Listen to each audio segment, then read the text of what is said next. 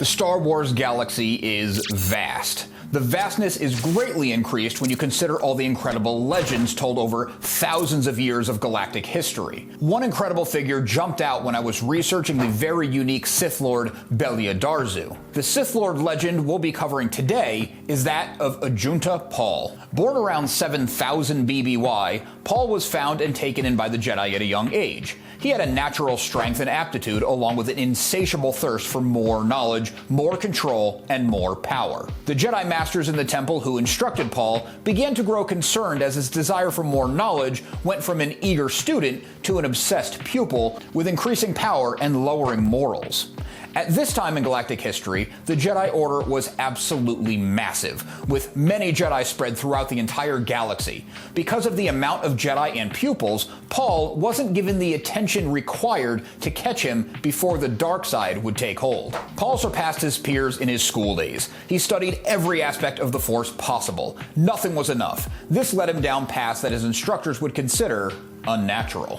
When he discovered Force alchemy, there was no turning back. He found ancient abilities that talked about not only manipulating, but creating life. This was thousands of years before Plagueis would make his infamous attempt and pass the knowledge on to his own pupil, Darth Sidious. The Jedi of the day found what Paul had been up to and were furious. He was ordered to stop immediately. Of course, he wouldn't. Paul broke away. He brought many like-minded Jedi and pupils along with him.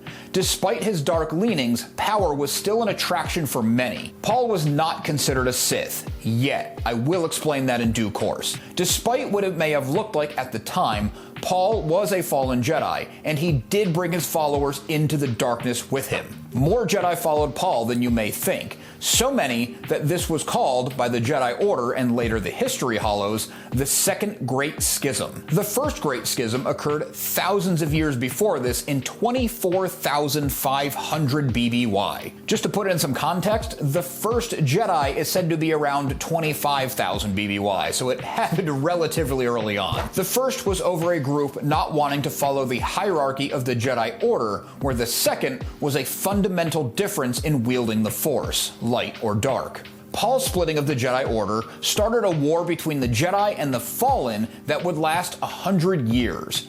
The 100-Year War was also known by the more descriptive name of the 100-Year Darkness. Paul taught his own followers the ways of dark side alchemy. They worked together to make twisted, evil, monstrous armies born of the dark side of the Force.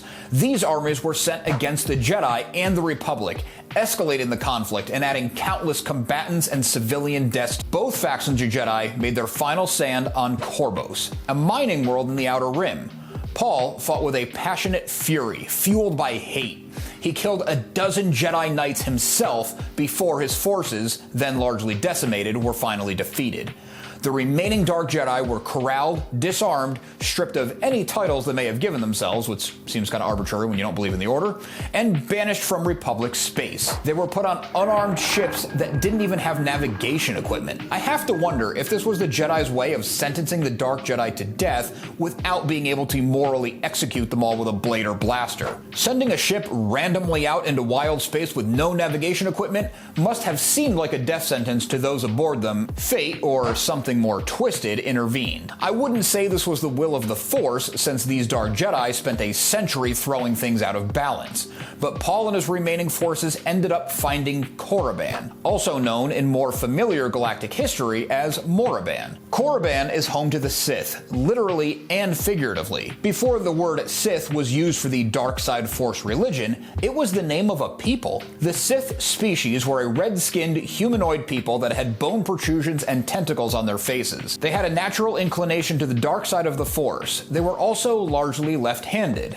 Stick with me. That bizarre detail actually does make sense. When Paul and his remaining followers met the Sith people, the priests native to the planet could sense Paul, steeped in the dark side, and also had a dominant left hand. This small detail alone was enough for the priest to declare Paul a physical manifestation of Typhogem, a key god in their pantheon. Paul saw the opportunity and seized it. He leveraged the zealotry of the planet's natives and took full advantage of their beliefs. It wasn't long before Paul and his followers completely dominated the native Sith society, put himself at the top with a lofty title, Jin Ari in the language of the Sith, Dark Lord in basic. This went down in history as the establishment of the first Sith Empire. This was also the turning point on the term Sith, not referring to the species, but dark force users. Paul, once again in a position of power with underlings to do his bidding, spread the influence of the newly redefined Sith. He took a section of wild space that even went into the Outer Rim and deemed them the Sith Worlds region. He conquered several star systems, many without too much of a fight. His power was immense, and this area was sparsely populated compared to that of the core worlds of the Republic's galaxy. He moved his headquarters to the planet Zaya. This was referred to as the Gateway of the Empire, and of course it's referring to the newly found Sith Empire, not the Empire of Palpatine's rule. Hyperspace routes, the Nash Belphia hyperlane specifically,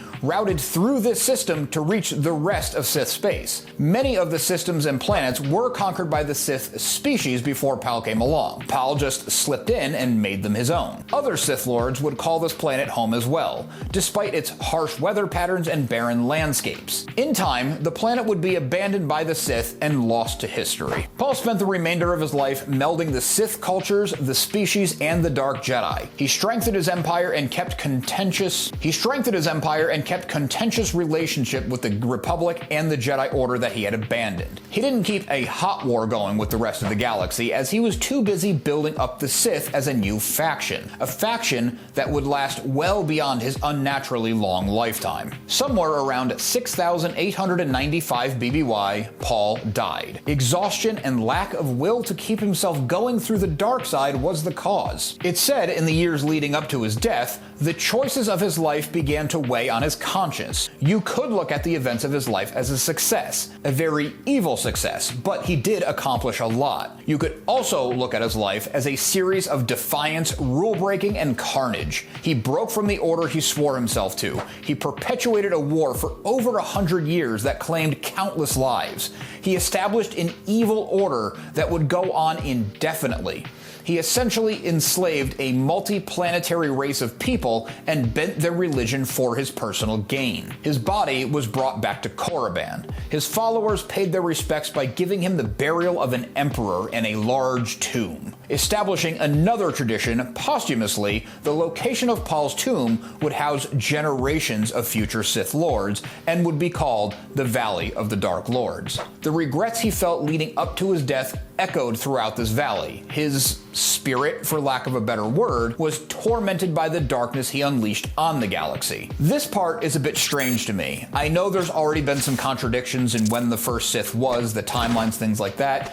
Legends gets a little bit messy, especially when it butts up against the new or not as well-defined canon, and even Legends, there was a lot of conflicts going on. I know we like to look back at it with rosy glasses. Even with all that, in his own story, take all this as it is as a legend, and this part stood out as a bit strange to me. A Sith Lord having an attack of conscience is already a little bit strange, but we do know that Vader intentionally sulked and kept himself in anger and grief. He even built a castle that was a tuning fork to the dark side at the very site of where he felt he was betrayed by the woman he loved and his master slash best friend slash father figure Obi-Wan Kenobi. This was the site of his greatest defeat. Staying angry was a way to avoid facing what he had done for so long, and that applies to both Vader and Paul.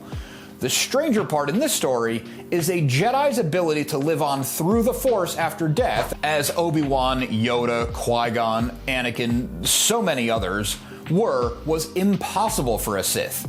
It is a great irony that so many Sith Lords fail to grasp. The thing they want most, true immortality, they throw themselves into the dark side to chase this dream, is impossible for them along that path. The way a Sith lives on in the afterlife is more akin to possession. I suppose we could say that Paul's spirit was haunting the place of his largest conquest and burial, in the style of Earth's tradition of ghost stories. 1,000 years after Paul's death, the Sith were still a force to be reckoned with. They were still at odds with the Jedi Order and the Galactic Republic.